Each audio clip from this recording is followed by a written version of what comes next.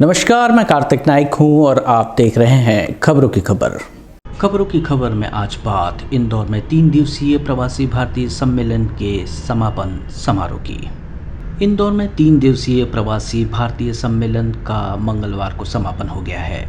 आयोजन के अंतिम दिन राष्ट्रपति द्रौपदी मुर्मू ने विभिन्न क्षेत्र में उत्कृष्ट कार्य करने वाले 27 प्रवासी भारतीयों को सम्मानित किया है। उन्होंने कहा है कि भारत वसुदेव कुटुंबकम की भावना से काम करने लगा हुआ है। आज कई चुनौतियां हैं, भारत विश्व के साथ मिलकर इसे निपटाने में लगा हुआ है। मंच पर राष्ट्रपति द्रौपदी मुर्मू के साथ ही सूरीनाम और गुयाना के राष्ट्रपति, केंद्रीय विदेश मंत्री डॉक्टर एस जयशंकर, नागरिक उड्डयन मंत्री ज्योतिरादित्य सिंधिया, एमपी के राज्यपाल मंगूभाई पटेल और सीएम शिवराज सिंह चौहान मंच पर मौजूद रहे। राष्ट्रपति द्रौपदी मुर्मू ने कहा कि हर क्षेत्र में भारतीय एक ऊर्जावान और आत्मविश्वास से भरा समुदाय है। यहाँ तक कि विश्व की लीडरशिप पोजीशन पर भी हम ही हैं। कठिन परिश्रम से हमने जीवन के हर क्षेत्र में चुनौतियों के बीच उपलब्धियाँ हासिल की हैं। कला, साहित्य, व्यापार और विज्ञान, प्रौद्योगिकी, हर क्षेत्र में ऐसा ही है। भारत और भारत के बाहर की उपलब्धियों की प्रशंसा के लिए ये मंच नहीं है, बल्कि ये भारत के उन विश्वास को परिलक्षित करता है जिसमें ये विश्वास समाहित है कि हम ऊंची उड़ान भर सकते हैं। राष्ट्रपति ने कहा कि जिस प्रवासी भारतीयों को सम्मान मिला उन्हें मैं शुभकामनाएं देती हूं और कामना करती हूं कि वे भविष्य में आपको महान उपलब्धियों के लिए प्रेरित करेंगे। अंतिम 2 दशक में प्रवासी भारतीय सम्मेलन आपके और भारत के बीच संवाद का बेहतर माध्यम बनकर उभरा है।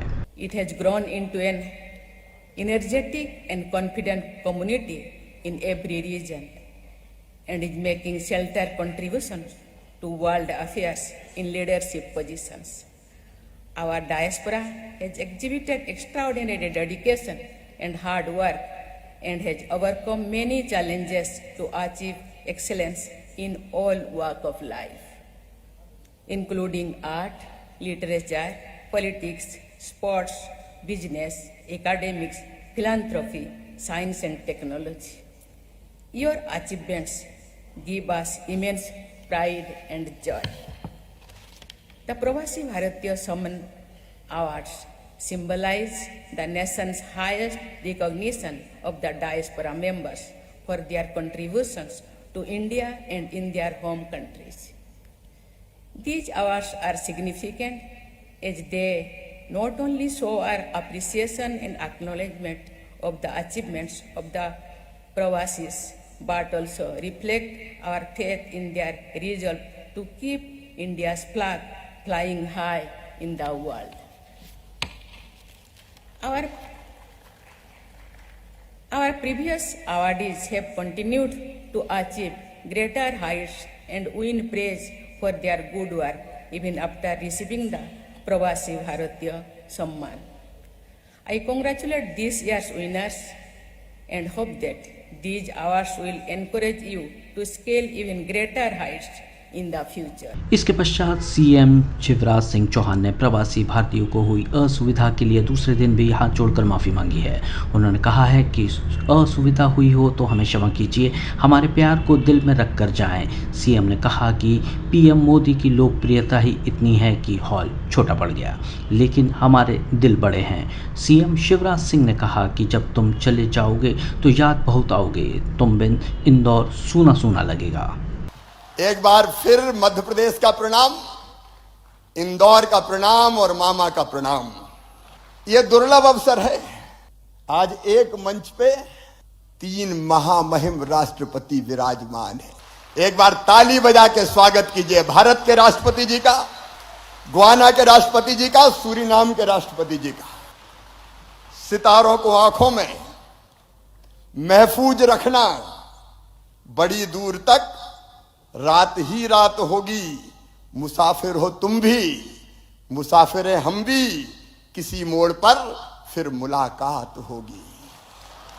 बोलिए भारत माता की, भारत माता की। और अंत में अगर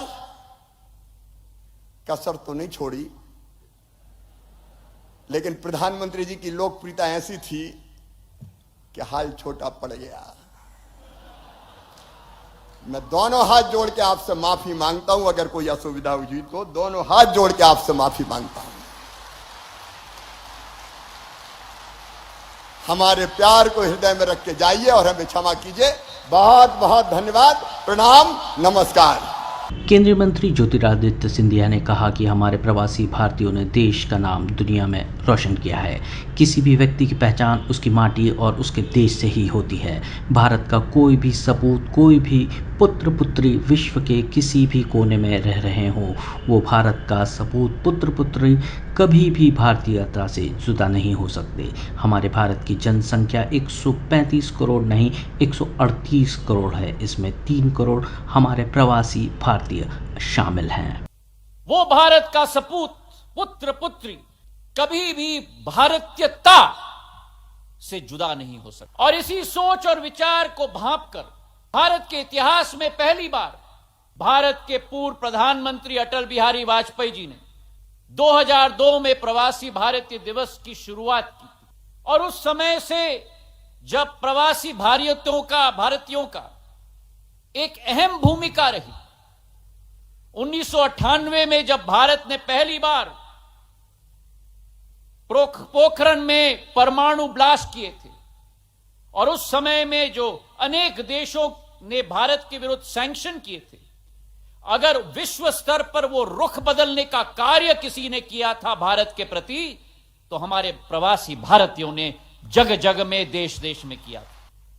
और आज 21 साल बाद मेरे भाई और बहनों,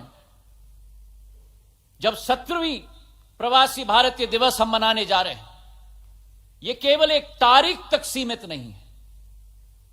it is not limited to an event, it is not limited to a date.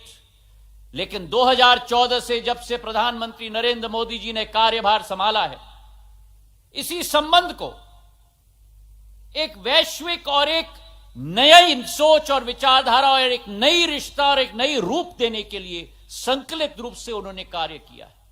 और एक सेतु का स्थान हमारे प्रवासी भारतीयों को सशक्त करने के लिए उनकी अहमियत और उनकी कोशिश और उनकी पूर्ण कोशिश रही। इससे पहले महिला प्रवासियों के लिए हुए दूसरे सेशन में केंद्रीय मंत्री निर्मला सीतारमण ने कहा कि भारत ग्लोबल ग्रोथ का सबसे पावरफुल इंजन है। पिछले साल की तरह इस साल भी हमारी इकोनॉमी सबसे तेजी से आगे बढ़ रही है। तो ये थी आज की खबरों की खबर। देखते रहिए खबरी, क्योंकि खबरी की है हर खबर पर नजर। नमस्कार।